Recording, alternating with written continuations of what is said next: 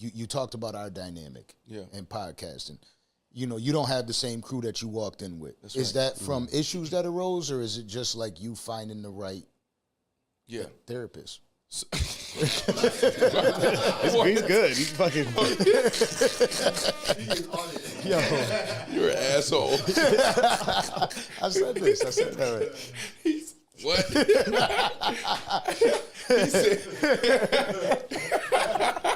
So that was good. He said find the right therapist. You gotta find the right one. All right, so new season opens up Monday. And on this Monday's episode, you're gonna see me sitting one-on-one. And the space that I'm in right now is like, we've been able to build a brand, and we've done some amazing things, trailblaze. I'm a disruptor. Disruptor, the way you define disruptor is someone who is willing to go as fast as they possibly can, knowing that they're going to burn shit, but keep going. And so, like, now I'm in a space where we broke through. Now it's like, all right, slow down. Let's get it right, right? And so that's what we're going to see Monday and moving forward. So to have the discussion, let's talk about it this way. So what's y'all's situation from a business perspective? Are y'all partners, employees? What do y'all do? Right now, I started it. He's in the game. He's 100% partner in it, and then that's kind of what we're... Well, you can't say 100%. No. So, like, he's... Right now, we don't have much. It's just me making the shows happen, right? And then once What do you mean by making the shows happen? Financially, the team, the people we bring in.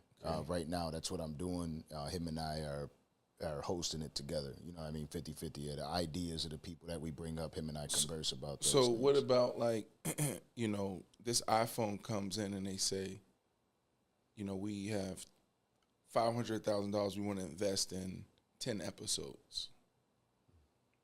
How do y'all divvy that up? So I'll tell you this. He's a stubborn bastard.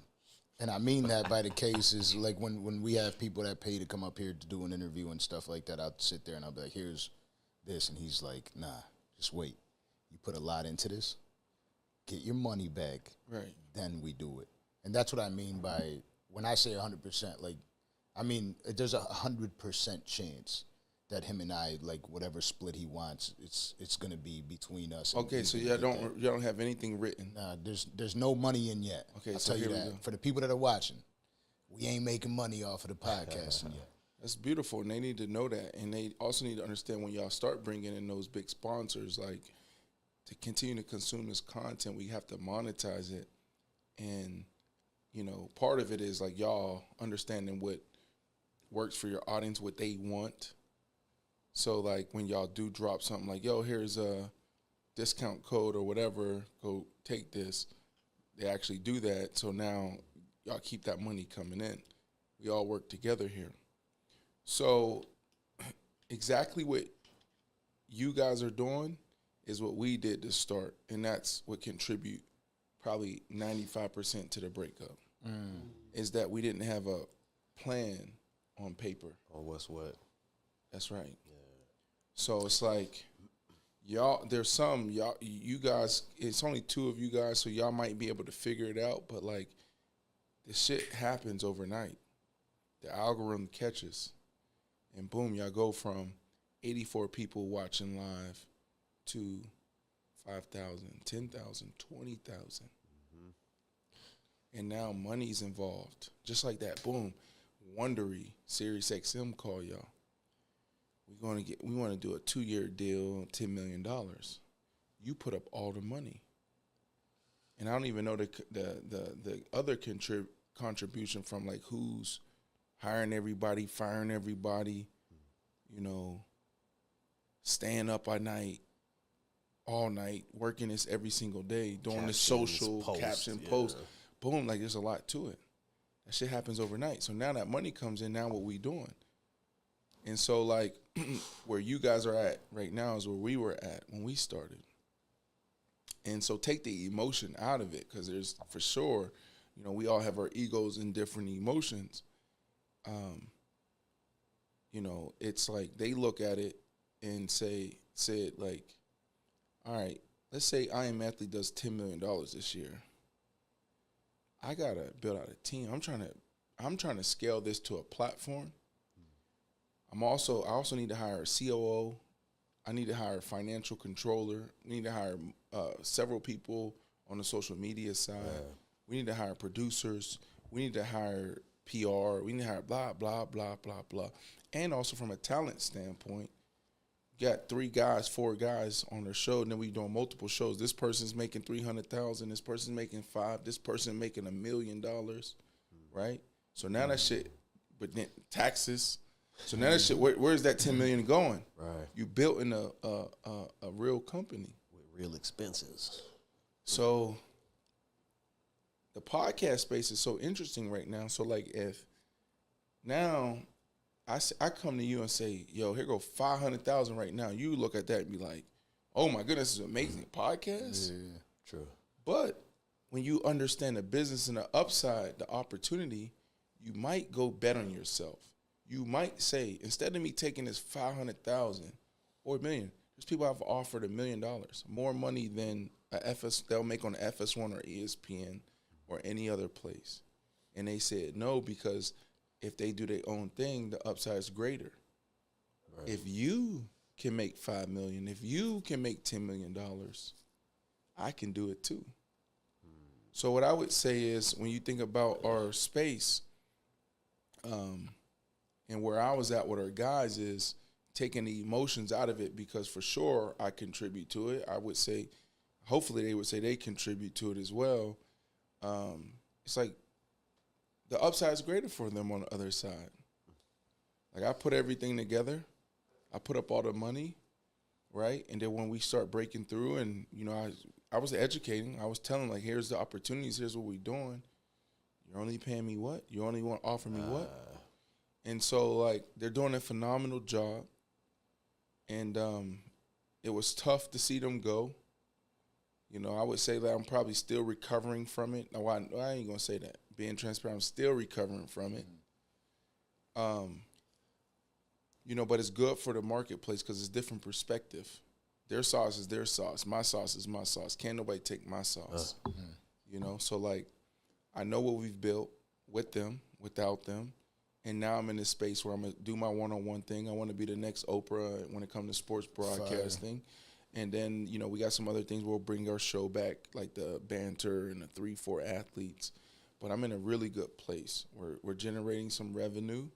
We are understanding how to monetize it. But it's just like the upside was just too great for them to take a deal that I was offering them. Right. Why would and I stand on, and I look you guys in the eyes, and I stand on when I offer them. When I tell you, like, the same contracts, like I invested damn near $1 million in just attorneys and consultants to put together the infrastructure on what this looks like. The same deals that I signed, they, you know, from ESPN, not ESPN, I was on FS1 or Showtime. It's the same type of, like, language that we put in our deals, right? And the money that I was making on FS1, there's 1 or 2 people that offer more money than that. Yeah. So I hear you. Yep. You know what I mean? And for me, I'm always going to want to be a little bit of the opposite, like very much the same. But the only thing that's different with me is, if it was up to me, like you said early on, I would have him do the whole podcast. And I'd watch from the outside. That's right. You know what I mean? And early on, I was like, hey, yo, do you want to change it from the name to Danza Project because it has that name on it? It don't have to be that. And I told him, hey, let's just, you want some money from it? Here. And this dude's too goddamn stubborn. I'll just hand him money. He's like, nah, I'm not taking it. Stop. And I'm like forceful, like, yo, take the fucking money. What's wrong with you? You know what I mean? This person just paid us for a show. Take, nah. And that's why when you were asking him if he's going to leave, I know his personality. His personality is going to be like, oh, no, y'all want me up here? And y'all, nah, get the fuck out of here. I just know his personality is that way. Yeah. My personality is that way. But I also feel like... But you got to understand, like, Channing Crowder was sitting on local radio in Miami making, I ain't going to put his business out there, making okay money for 10 years. I played as one of my favorite teammates ever. I know his business. We talked. You know what I mean? And so it was good for him because he's very frugal and he knows how to budget and do all of those things. And he made some money playing ball. Played 6 years in the NFL. Yeah. He wasn't a national presence. And so, boom, we break through. And now he's a national presence. Mm-hmm. He's on Inside the NFL, a show that I was on for 10 years as the first active athlete full-time broadcaster. And so, okay, Brandon, you offering me the ask you're, is a little you're offering me different. almost $400,000 in year one, and you're telling me that it could potentially be $1 million in year two. But these people over here, or I can do this on my own. So that's where it gets sticky, is because that's a real personality. That's a real thing, right? Like I got somebody on my team right now that's like kind of wavering. And I said, you know what? You're a confidant. You got 3 type of people in your life. A confidant, constituent, or comrade. Confidant is somebody who's there for you. Fuck, I'm here for you. I don't give a fuck about this shit. Constituent is someone there for the opportunity. So boom, I'm here. You're paying me well. I like the opportunity. But then if somebody give you better terms, they gonna go. A comrade is someone there for the fight. They like fighting. The fight is over. They leave, right? So majority of people are constituents. That's a real thing. Like I was saying, like somebody on my team, I was like, you're confidant. This doesn't have to end bad. Because if there's a better opportunity for you, I'm probably going to tell you, go take that opportunity. Yeah. If I could only pay you $200,000, but then this corporation comes and hire you as COO, and it's an operator, somebody behind the scenes. This person come and offer you $500,000, I'm going to tell you to go take that. Yeah. You know what I mean? And I think that's the challenge, and that's why we got to have these conversations from the beginning. You know, it's like, all right, what is the business and understanding where it's going to go? Because there's podcasts like Smartless starting a year, and we don't, as minorities, we don't see this often. You know, it's almost impossible for us. But this is happening in a podcast space. We start a podcast a year later. Now we offer $80 million. Or here go 120. It's a lot. Oh, yeah.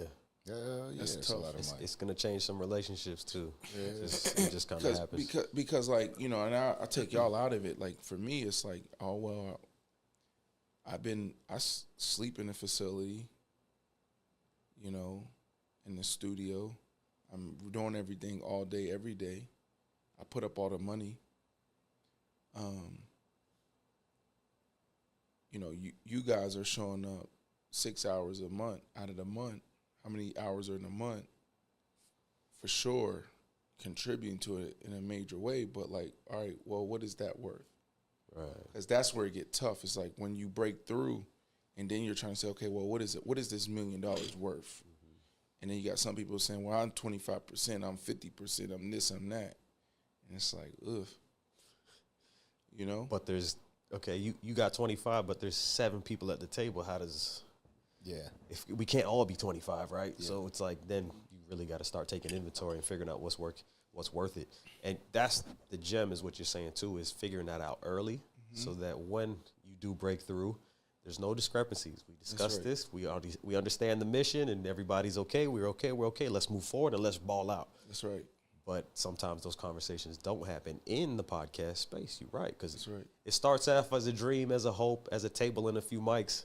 And then it becomes something, and it's like, wait, we skipped that part where we establish operating agreement. That's right. You know, like, there's something to there be. There you go, operating agreement. Everybody needs to know their role here. Like, right. it's something that we talked about. It's definitely something that we discussed. No, it's not. Y'all need to figure that out ASAP. Especially now. I agree with them. Yes, we do. Because now they're on the table. Yeah. You know what I mean? The numbers are on the table. The offers are on the table. And yeah, I don't need anybody's money. You know what I mean? That for me, it's more like, okay, I'll do it my goddamn self. I just need to hire the right people. But I do believe that throughout the process, the people are showing you who they are and where they belong. They tell you. out in the open. That's when you like, you know, that's just having the eye to identify people. Like, okay, when the deal comes, I know who I'm saying you're getting it. And for me, it's written. This person's getting this person's getting this person's on a salary, this person's on this. Right. And if they have a problem with it, when it's all said and done, that's when I am cutthroat.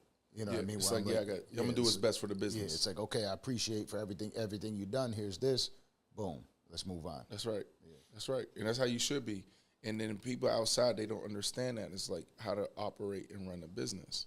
It's like, no, like I finally realized like you gotta take the emotion out of the money and do what's best for the business.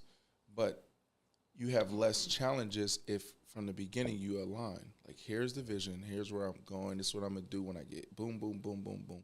Fully transparent. If you do your thing, I do my thing, we're gonna be good because this is what's gonna happen. If not, then I'm always gonna do what's best for the business. Yeah. But then you're gonna look at me and say I'm the bad guy. I'm fucked up. Yeah, it's like, no, it's just business. So do you feel like you're the bad guy in that situation for them? I come off as the bad guy. I come off as the bad guy because, you know, for a year and a half, I didn't talk. I let them do that. How can I go out there and be getting at some podcast beef when I'm sitting down with Procter & Gamble, the NFL, PepsiCo, Diageo? I'm working on Sirius XM, multi-million-dollar deals, multi-million-dollar deals. Hello. Think about it. Hello. And it's like, when I come into the room, I'm already challenged. I'm black. And then also I had a pass. So now I'm coming in. It's like, oh, you're in some podcast beef. Like, what are you asking me for? $10 million? What? No, they can't even hear me. And so a lot of that, like, you know, it's like divine mentorship. You study people who come before you. And so I study a lot of the music space. And so, like, one of the people, like when I told you, I said there's Diddy, there's 50, and there's Jay-Z. And sometimes, a lot of times, well, I operate 90% of the time like Diddy and 50, right? And what I mean by that, they're doing some phenomenal.